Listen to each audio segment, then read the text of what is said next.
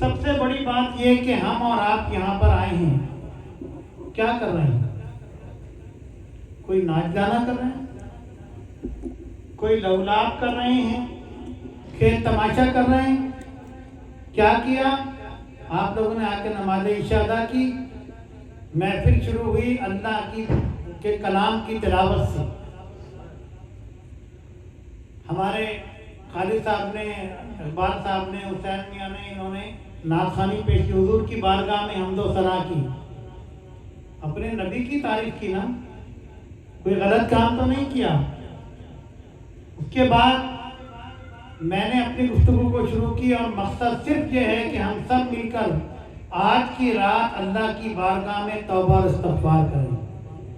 مجھے بتائیے کہ اس میں کون سی بری بات ہے، کون سی غلط بات ہے؟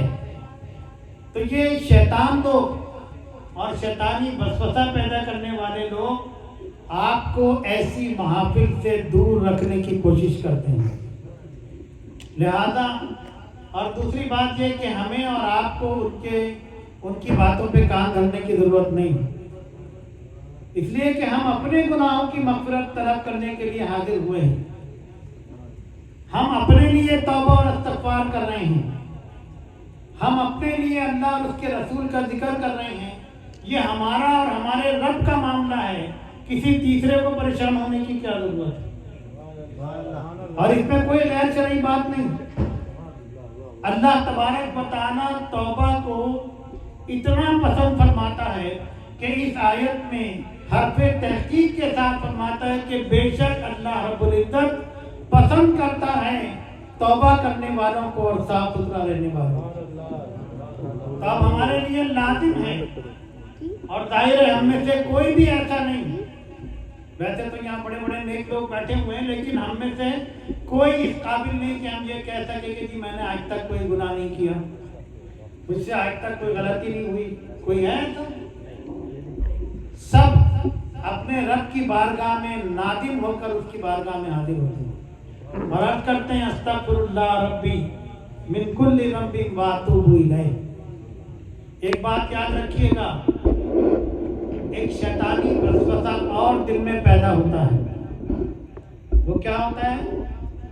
آپ نے نماز پڑھی تو دل میں آتا ہے کہ ہم نمازی ہو گئے، ہم تو نماز پڑھنے والے ہیں۔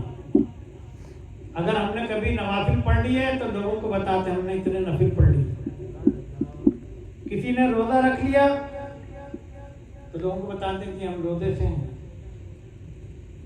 حالانکہ روزہ تو خاص اللہ اور بندے کے درمیان ایک راز ہے، جب تک بتائے گا نہیں پتہ نہیں چل سکتا کہ یہ بندہ روزے سے ہے۔ نفل روزہ ہو یا کوئی مستحب روزہ ہو، فرض روزہ ہو، سنت روزہ ہو، بتاتے ہیں کہ جی ہم نے یہ نیکی کی، ہم نے وہ نیکی کی، کبھی صدقہ و خیرات کر دیا تو وہ بھی لوگوں کو بتایا جاتا ہے۔ کچھ لوگوں نے تصویر کے ذریعے، ویڈیو کے ذریعے تشہیر کرتے ہیں کہ ہم اس طرح سے لوگوں کی مدد کرتے ہیں، اس بیچارے غریب کی عزت نفس مجروح ہوتی ہے۔ ہمیں اپنی نیکیاں یاد رہتی ہیں، اور آپ سب جانتے ہیں کہ ہمیں اپنی نیکیوں کی قبولیت کا کوئی یقین نہیں ہے، کچھ نہیں پتا کہ آیا یہ ہماری نماز قبول ہوئی کہ یا منہ پہ مار دی گئی، یہ نوافل قبول ہوئے کہ یا منہ پہ مار دیے گئے، یہ صدقہ و خیرات کہیں ریاکاری کے زمرے میں تو نہیں آئے کہ اللہ نے منہ پہ مار دی جاؤ لے جاؤ۔ تم نے لوگوں کو دکھانے کے لیے مدد کی تھی تو لوگوں نے دیکھ لیا میرے پاس اس کا کوئی اجر نہیں۔ خدا نہ خواستہ ایسا نہ ہو کہ محشر میں جو پہنچے تو اعمال ندارت، جس مال کے تاجر تھے وہی مال ندارت۔ اللہ تعالی ہمیں اس محرومی سے بچائے۔ تو غور کیجئے کہ نیکیاں جو ہمیں یاد رہتی ہیں ان کی قبولیت کا یقین نہیں، لیکن اگر خدا نہ خواستہ جو گناہ ہم سے ہو جاتے ہیں ہمیں ان سب کا پتہ ہے کہ یہ گناہ ہو چکے ہیں، ہے نا؟ اس میں تو ہمیں شک نہیں ہوتا کہ ہاں جی ہم سے یہ ہوا، ہم سے نگاہ کے گناہ ہو گئے، ہم سے زبان کے گناہ ہو گئے، ہم سے قدموں کے گناہ ہو گئے۔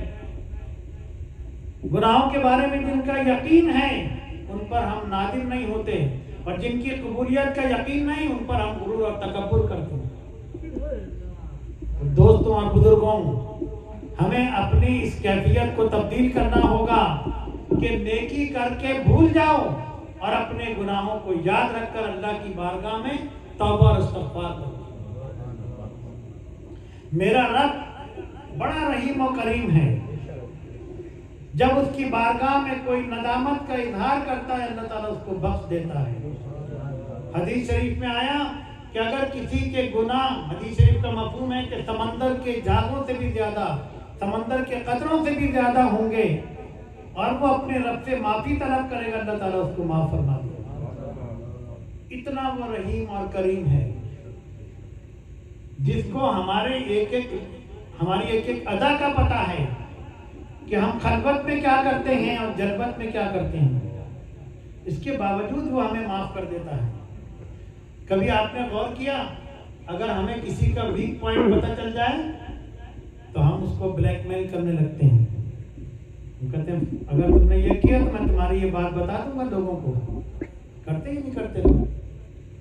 لیکن میرا رب، اس کی کرم نوازی دیکھو کہ وہ تمہارے ایک ایک گناہ اور ایک ایک ادا پر ناظر ہے، جانتا ہے کہ کون کیا کر رہا ہے، حتیٰ کہ وہ علیم بذات الصدور بھی ہے۔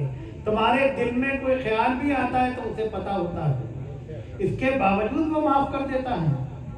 اس کا کرم تو دیکھو، صرف یہ ہے کہ اس کی بارگاہ میں معافی مانگو تو صحیح، یہ تو کہو کہ ہاں ہم سے غلطی ہو گئی، اپنی غلطی پہ نادم بھی نہیں ہو۔ اللہ تبارک و تعالی جل جلالہ والوں کی کرم نوازی کا تو یہ عالم ہے کہ اس نے اپنی کسی نعمت کے ساتھ ہماری کسی عبادت کو متعلق نہیں کیا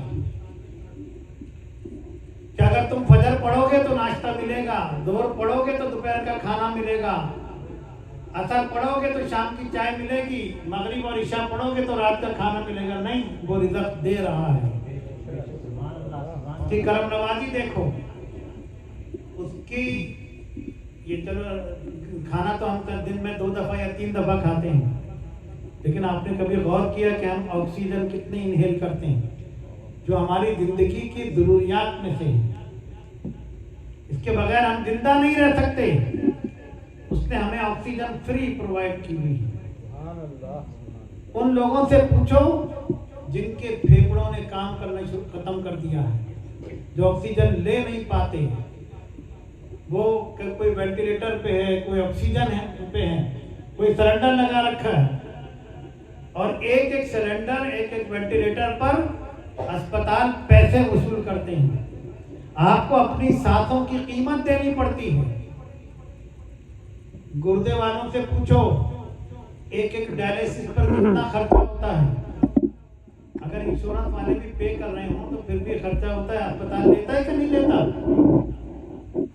وہ گردے جو ہمارے پورے دن میں 3 دفعہ یا اس سے زائد مرتبہ ہمارے جو خون کی صفائی کرتے ہیں اور ڈائلیسس کرتے ہیں، جو لوگ گردے کی صلاحیتوں سے محروم ہوتے ہیں ان سے جا کے پوچھو کتنی تکلیف دہ مرحلہ ہوتا ہے۔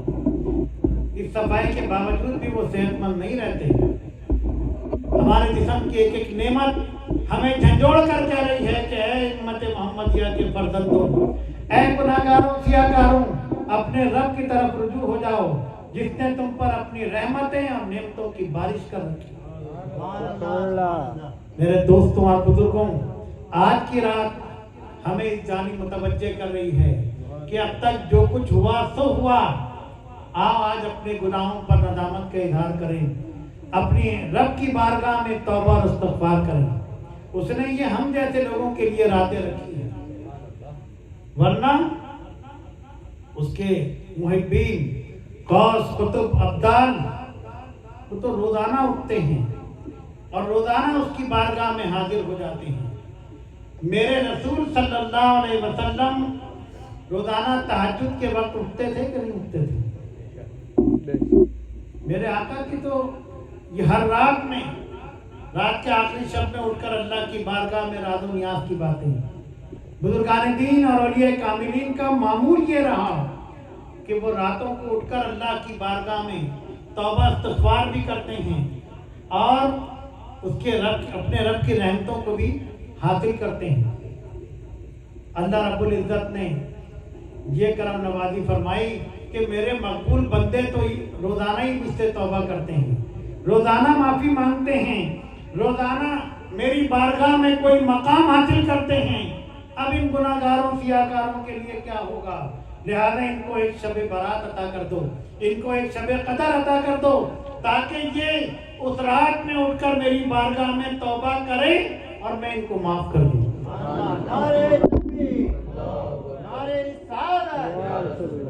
میں ان کی مغفرت کر دوں۔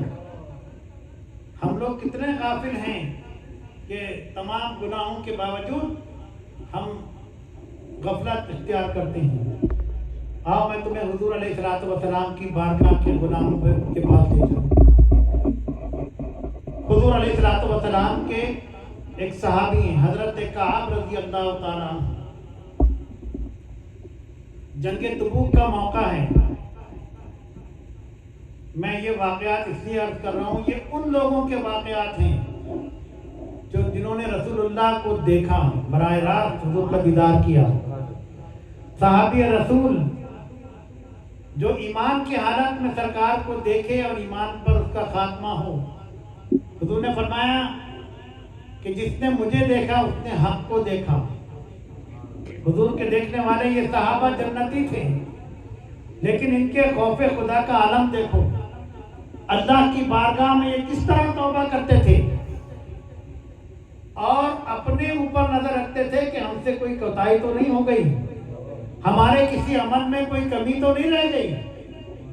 حضرت کعب رضی اللہ تعالیٰ عنہ خود فرماتے ہیں کہ جنگ تبوک کا موقع تھا، میرے آقا جانے کونین حضور پرنور سید العالمین محمد رسول اللہ صلی اللہ علیہ وآلہ وآلہ وسلم نے حکم دیا کہ اب جہاد کی تیاری کرو۔ صحابہ تیار ہوئے۔ فرماتے ہیں کہ تبوک کے موقع پر میرے اوپر جتنی کرم نوازی تھی اس سے پہلے کبھی نہیں تھی۔ میرے پاس دنیاوی مال بھی تھا، میرے پاس 2 اونٹنیاں بھی تھیں سواری کے لیے، یعنی مجھے کسی چیز کی کمی نہیں تھی۔ اب 2 اونٹنیوں کا ذکر آج کی مثال اس طرح دوں جیسے آج کوئی کہے کہ جی میرے پاس 2 گاڑیاں ہیں سواری کے لیے، میرے پاس جناب ہر چیز ہے، مطلب معاش کی طرف سے بھی بے فکر تھے، گھر میں بھی سامان سب کچھ تھا۔ فرماتے میں نے سوچا چلو اب میں تیاری کرتا ہوں، اور میں نے تھوڑی سستی کا مظاہرہ کیا۔ وقت گزرتا گیا، یہاں تک کہ جانے کونین صلی اللہ علیہ وسلم نے رخت سفر باندھا، حضور تبوک کے لیے روانہ ہو گئے۔ فرماتے میں پیچھے یہی سوچتا رہا کہ چلو اب میں صبح اٹھوں گا، صبح چلے جاؤں گا، دوپہر کو چلا جاؤں گا، رات کو چلا جاؤں گا، کل چلے جاؤں گا، پرسوں چلا جاؤں گا، یہاں تک کہ وقت گزرتا گیا اور حضور علیہ السلام واپس تشریف لے آئے۔ اب بڑے پریشان کہ میں حضور علیہ السلام کو کیا منہ دکھاؤں گا۔ آپ ذرا غور کریں کہ اللہ اور اس کے رسول کی محبت اور کسی کام میں کوتاہی ان لوگوں کے لیے کتنا بڑا بار گراں ہو جاتا تھا۔ فرماتے ہیں کہ میں جب حضور تشریف لائے، سرکار کی عادت تھی کہ جب بھی آپ سفر سے تشریف لاتے یا جہاد سے تشریف لاتے، سب سے پہلے مسجد میں جا کے 2 رکعت نماز تہجد المسجد ادا فرماتے، پھر کچھ دیر تشریف فرما ہوتے، لوگوں سے ملاقات کرتے ہیں اور پھر آپ آگے تشریف لے جاتے یا اپنے گھر تشریف لے جاتے۔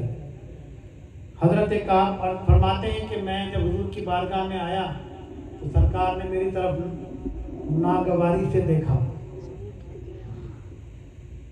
اور اس کے بعد میں نے حضور کی بارگاہ میں عرض کی، یا رسول اللہ میرے پاس کوئی عذر ایسا نہیں کہ جو میں کہہ سکوں کہ اس وجہ سے میں نے جا نہیں سکا تھا، میں اپنی غلطی پہ نادم ہوں یا رسول اللہ صلی اللہ علیہ وسلم، حضور مجھے بتائیے کہ میں کیا کروں۔ میرے آقا علیہ الصلوۃ والسلام نے ان سے ناراضگی کا اظہار فرمایا. حالانکہ بہت سے منافقین نے آ کے جھوٹ سچ بولا، حضور ان کے ادھر کو سنتے رہے، خاموش رہے. حضرت کعب جانتے تھے کہ ان سے کوئی بات چھپ نہیں سکتی. اللہ تبارک و تعالیٰ نے ان کو ایسا علم عطا فرمایا، یہاں تک کہ کئی دن گزر گئے اور حضور علیہ الصلوۃ والسلام نے گفتگو کرنا بند کر دی. یاد رکھو، رسول اللہ کی ناراضگی عین اللہ کی ناراضگی ہے. ایسا ہو ہی نہیں سکتا کہ تم سمجھو کہ حضور اکرم صلی اللہ علیہ وسلم ناراض ہوں اور اللہ راضی ہو جائے. ہو نہیں سکتا. میرے رسول صلی اللہ علیہ وسلم سے ایسی محبت ہے کہ رب تبارک و تعالیٰ کبھی بھی بے ادبوں اور گستاخوں کو معاف نہیں کرتا. چنانچہ صحابہ جانتے تھے، بڑے پریشان ہوئے، کہنے لگے میں روز آنا ہر نماز میں حضور کے پاس آتا، حضور کے پیچھے نماز پڑھتا، لیکن حضور کلام نہیں فرماتے. ان صحابہ پر یہ بات بڑی گراں گزرتی تھی کہ حضور کے پاس ہوں اور حضور نہ دیکھیں، سرکار کے پیچھے ہم کھڑے ہو کے نماز ادا کریں، سرکار کو توجہ نہ فرمائیں. وہ رسول جو اتنی محبت فرمانے والے ہیں. فرماتے ہیں یہاں تک کہ میرے ساتھ دو اور بھی صحابہ تھے، انہوں نے تو مسجد میں آنا چھوڑ دیا شرم کے مارے. پھر حضور اکرم صلی اللہ علیہ وسلم نے حکم صادر فرمایا کہ کعب سے کوئی مسلمان بات چیت نہ کرے. مسلمانوں نے بات چیت کرنا بند کر دی. فرماتے میرے پڑوس میں ایک صحابی رہتے تھے، ان سے میرے بڑے اچھے تعلقات تھے. میں نے دیوار پر سے ان کو سلام کیا، انہوں نے سلام کا جواب نہیں دیا. میں نے کہا تمہیں اللہ کی قسم مجھ سے بات کرو، انہوں نے بات نہیں کی. فرماتے ہیں کہ میں بڑا پریشان، ظاہر ہے جب حضور ناراض ہو گئے تو سارے صحابہ نے بائیکاٹ کر دیا کہ کیسے ہو سکتا ہے کہ جب سرکار ہی ناراض ہیں تو ہماری دوستی کا کیا فائدہ. یہ میسج آج کے مسلمان کو دیا جا رہا ہے کہ جس طبقے سے رسول اللہ ناپسند کریں، ناراض ہوں، ہمیں اس طبقے سے تعلق نہیں رکھنا چاہیے. یہی ہوا. اور پھر یہاں تک کہ پھر حضور اکرم صلی اللہ علیہ وسلم کا ایک اور حکم صادر ہوا کہ اب ان کی بیویاں بھی ان سے لا تعلق ہو جائیں. حضرت کعب نے جب یہ پیغام سنا تو پوچھا کہ کیا طلاق دے دوں یا گھر بھیج دوں. تو طلاق دینے کا حکم نہیں آیا. آپ نے اپنی بیوی سے کہا کہ ٹھیک ہے تم اپنے میکے چلی جاؤ. ایک صحابی ان میں سے بوڑھے تھے، ان کی بیوی نے عرض کی یا رسول اللہ خود آئیں حضور کی بارگاہ میں. حضور یہ تو بہت بوڑھے ہیں اور بغیر میں ان کا سارا کام کرتی ہوں. آپ نے فرمایا ٹھیک ہے کام کر لو لیکن کوئی تعلق نہیں رکھنا. دن گزرتے گئے، یہاں تک کہ 50 دن گزر گئے. فرماتے ہیں میرے لیے دنیا اندھیر ہو گئی، کوئی مجھ سے بات نہیں کرتا تھا. میں پریشان ہو کر حضور کی بارگاہ میں آتا تھا.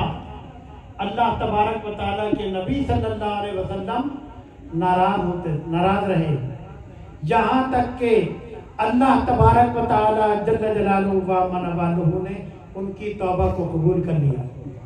فرماتے میں اپنے گھر میں تھا کہ رسول اللہ کا منادی نے ندا کی کہ کعب اور ان کے جو دو ساتھی جو غزوہ تبوک میں شریک نہیں ہوئے تھے، اللہ اور اس کے رسول نے ان کو معاف کر دیا.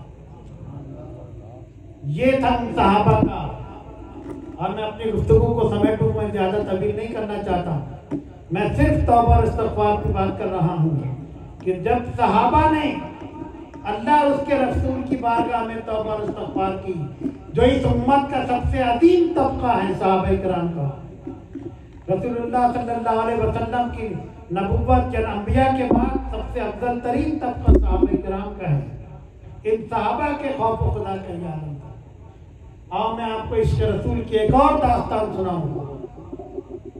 حضور علیہ السلام کے ایک اور تابعی ہیں حضرت ابی لبابہ رضی اللہ تعالی، بڑے جلیل القدر صحابی ہیں۔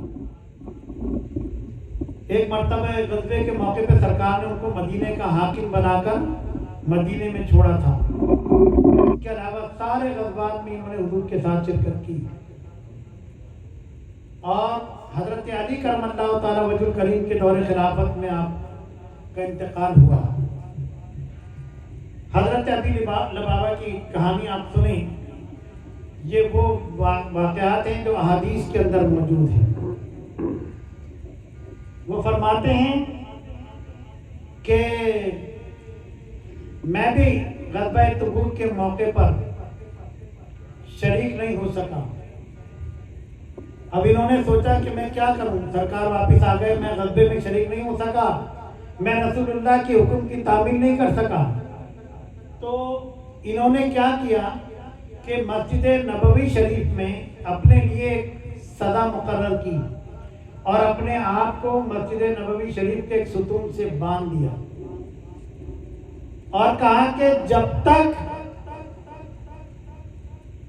تک رسول اللہ صلی اللہ علیہ وسلم اور اللہ تبارک و تعالی مجھے معاف نہیں کرے گا، میں کچھ کھاؤں گا پیوں گا نہیں، یہاں تک کہ میری موت ہو جائے۔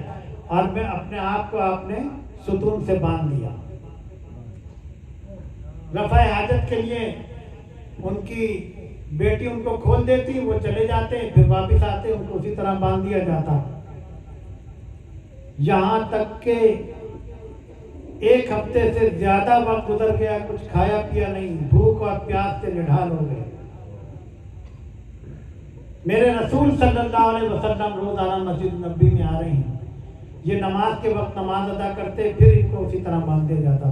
خود اپنے لیے یہ قید مقرر کی، صرف اس لیے کہ جو بھی تکلیف ہے میں یہی اٹھا لوں، کہیں ایسا نہ ہو کہ کل اللہ کی بارگاہ میں اس کا سامنا کرتے ہوئے مجھے کوئی شرمندگی ہو جائے۔ میں نے رسول اللہ صلی اللہ علیہ وسلم کی حکم عدولی کر دی ہے، لہذا جب تک اللہ تعالیٰ مجھے معاف نہیں کرے گا، میں نے اپنے لیے سزا مقرر کر دی۔ تھوڑی دیر کے لیے ذرا ہم اپنا جائزہ لیں، فجر کی نماز قضا ہو جاتی ہے خدا نہ خواستہ، لیکن ہم دھڑلے سے اٹھتے ہیں، آفس کی تیاری کرتے ہیں، اسکول کی تیاری کرتے ہیں، کالج کی تیاری کرتے ہیں کہ ہمیں وہاں دیر نہ ہو جائے، اور اللہ کی نعمتوں کو خوب اچھی طرح کھاتے ہیں، اللہ کی دی ہوئی آکسیجن سے سانس لیتے ہیں، لیکن نماز فجر کی قضا کی کوئی خیال نہیں ہوتا، چلے جاتے ہیں۔ دنیاوی حاکموں اور دنیاوی افسروں اور دنیاوی ٹیچروں کا ڈر ہے، لیکن اپنے رب کا ڈر نہیں، چلے جاتے ہیں۔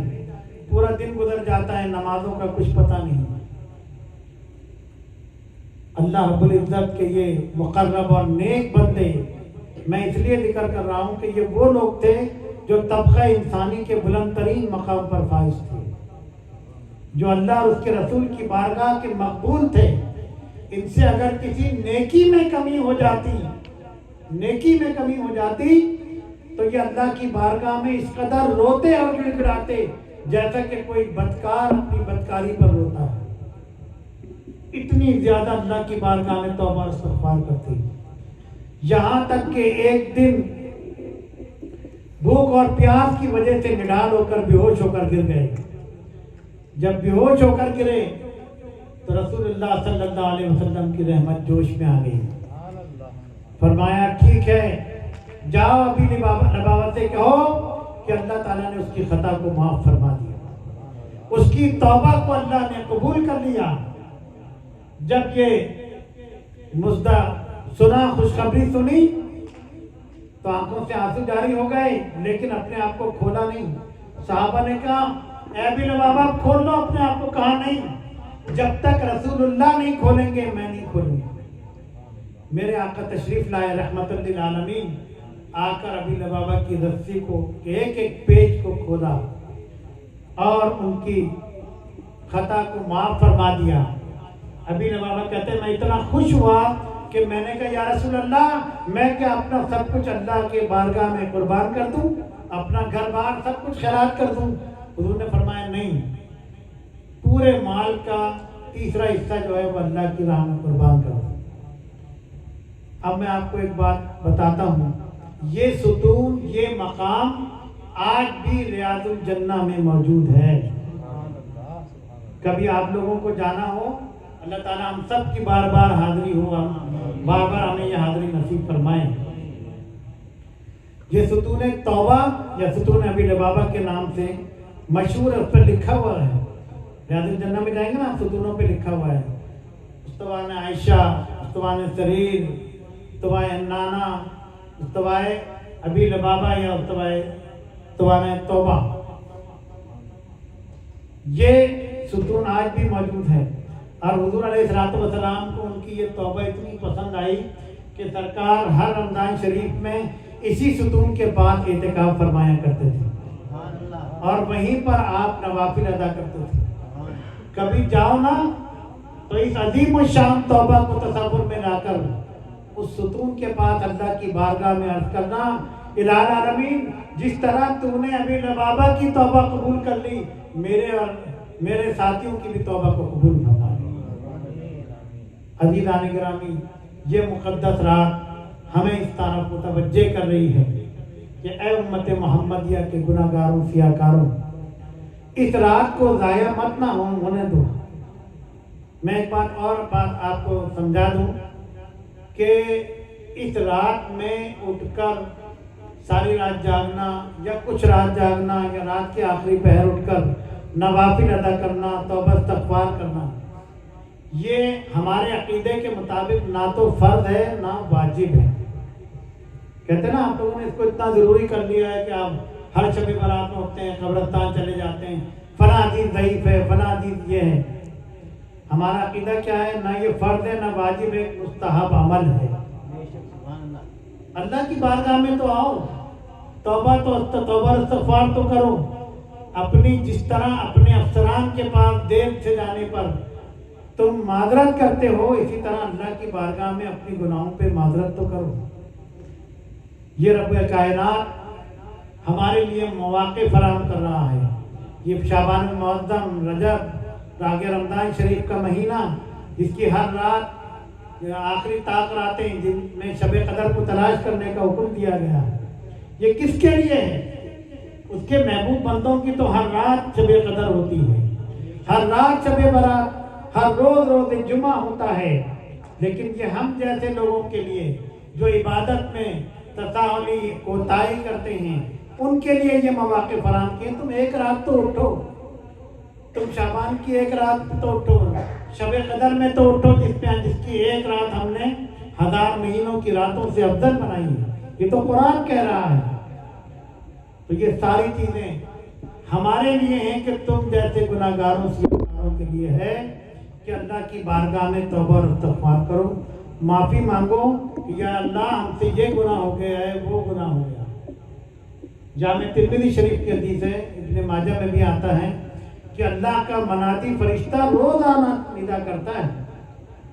ये नहीं कि शब बरात और शब मिराज की बात नहीं, रोज़ाना कि है कोई बख्शिश को तलब करने वाला, मैं उसको बख्श दूँ।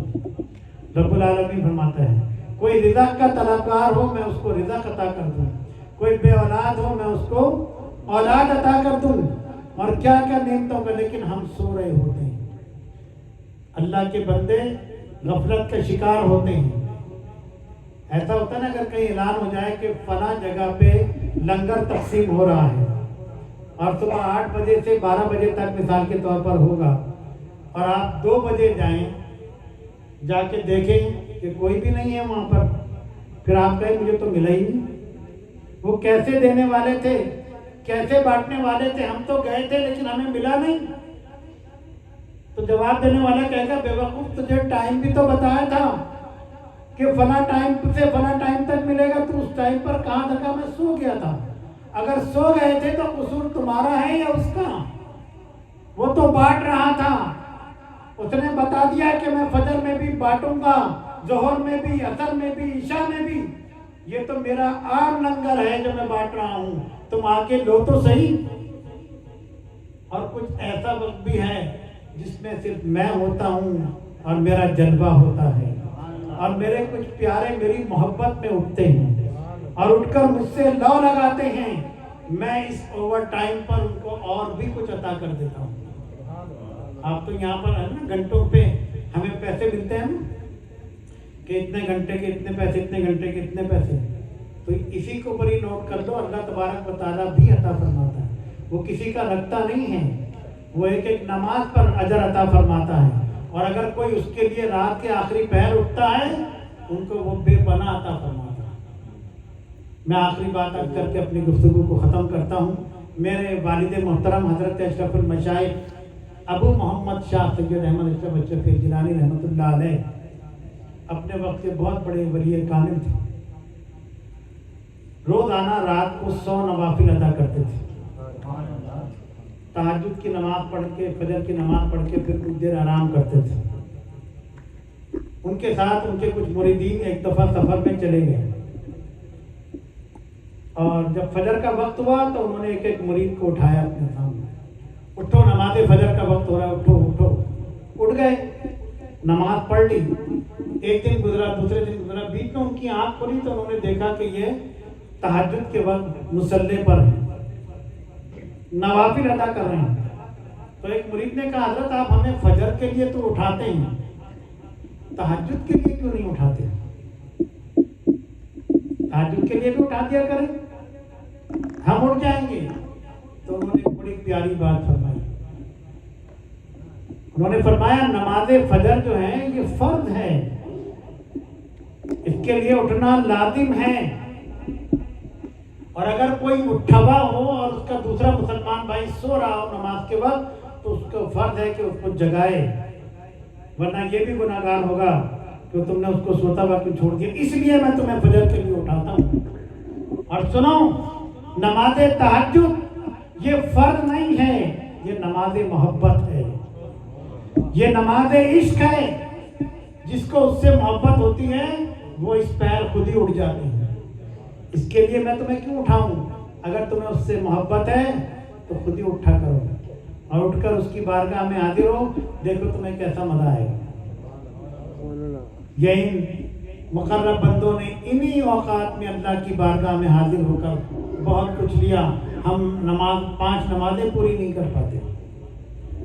عزیزان گرامی، آخر میں یہی بات عرض کروں گا کہ میں بھی اور آپ بھی آج کی اس مقدس رات میں اللہ کی بارگاہ میں توبہ کریں، استغفار کریں کہ ہم سے جھوٹ، غیبت، چغلی، بہتان، ترازی اور کیا کیا ہو گیا۔ یا اللہ ہمارے گناہوں کی مغفرت فرما دے، اور آئندہ بھی ہمیں گناہوں سے بچنے کی توفیق عطا فرما دے۔